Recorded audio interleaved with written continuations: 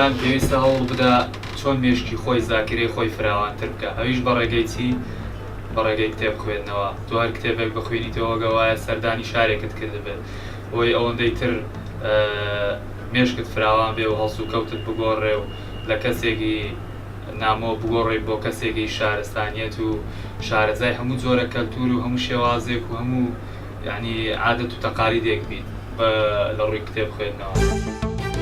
ڕای من ئەوەیە بەڕاستی کتێب خوێندنەوە نە لە ئێستا لە قەدیم زەمان شوکرێک کتێب خوێندنەوە زۆر شتێکی باشە و بەسوودە و هیوادارم خەڵکی کوردستان و خەڵکی جیهان بە هەمیان کتێب بخوێنەوە. بەڕاستی کتێب سودێکی زۆر باشی هەیە بۆ خەڵک. بەڕاستی خوێندنی کتێب پیشەیە کە دەبی هەمومان بیکەین پیشەی بە ژیان کە پێویستە کە چۆن نان و ئاواخوری ئاوا کتێب بخوێندرێتەوە. ئێستا لەسەر هەموو گەنجێک وایە بەلایانی کەم ڕۆژانە بەلایانی کەم سعاتێک دانێ لە ژیانی خۆی بۆ خوێندنەوە. ئەوجا ئایا کتێبێ، ئایا ڕۆژنامە بێ، ئایا هەر لایەنێ بێ مین کە بیخوێنێتەوە.